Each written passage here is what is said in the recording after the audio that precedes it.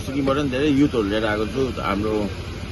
15-20 जना जस्तो युथहरू लिएर आएको छु, किनभने उहाँहरूलाई पनि लिएर आएको कारण चाहिँ उहाँहरूले पनि है यहाँबाट सिकोस्, हाम्रो रिकभरिङ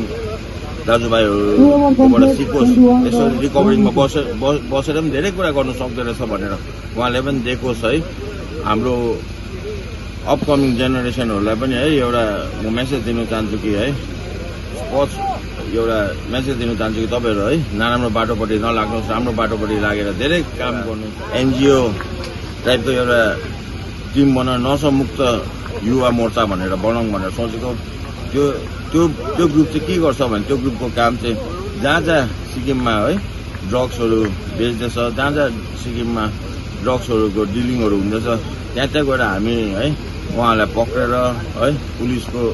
पुलिसहरूलाई जुम्मा दिएर है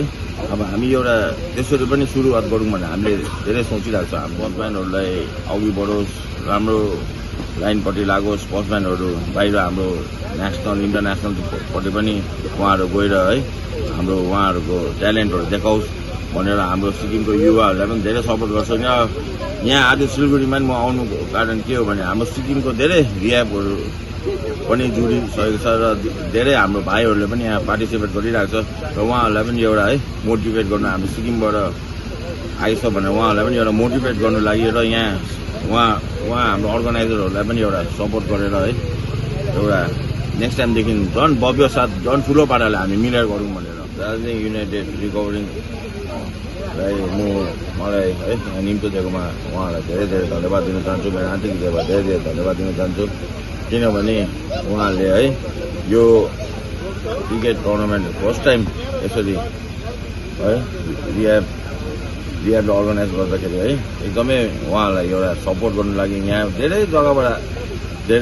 जग्गाबाट आइरहेको छ र वेस्ट बेङ्गालको रियाबहरू, सिक्किमको रियाब भयो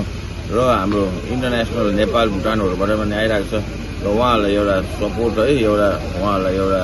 मोटिभेट गर्नु लागि म यहाँ आएको हो र आज उहाँहरूले पनि यस्तो राम्रो खेल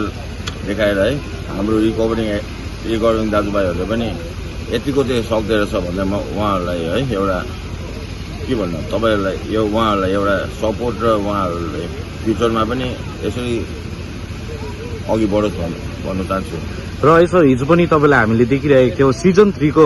ग्रान्ड फाइनलमा तपाईँ जानुभएको थियो भने तपाईँको यति बिजी सेड्युलमा पनि तपाईँ यो यस वेस्ट बेङ्गालको सुकुना भन्ने जुन जग्गामा आएर तपाईँले यस क्रिकेट टिमलाई है क्रिकेट प्लेयरहरूलाई सपोर्ट गर्नुको लागि तपाईँ आइरहनु भएको छ भने युथहरू तपाईँले हमेसा युथहरू बोकेर हिँड्नुहुन्छ है। तपाईँले युथहरू बोक्नुकै कारण के रहेको छ र युथहरूले कतिको यसमा चेन्जेस र एउटा मोटिभ ल्याउनेछ? आज मैले है हाम्रो सिक्किमबाट पनि धेरै युथहरू लिएर आएको छु। हाम्रो 15-20 जना जस्तो युथहरू लिएर आएको छु, किनभने उहाँहरूलाई पनि लिएर आएको कारण चाहिँ उहाँहरूले पनि है यहाँबाट सिकोस्, हाम्रो रिकभरिङ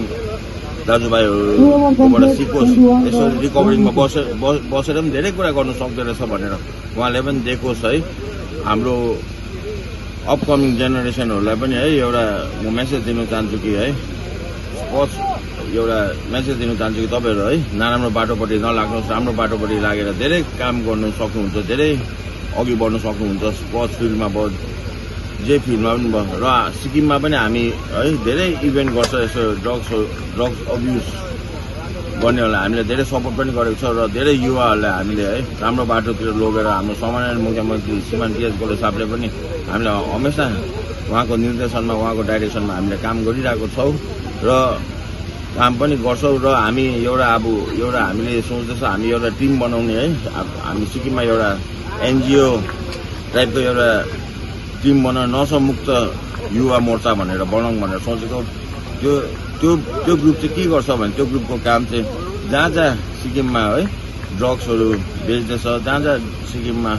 ड्रग्सहरूको डिलिङहरू हुँदैछ त्यहाँ गएर हामी है उहाँहरूलाई पक्रेर है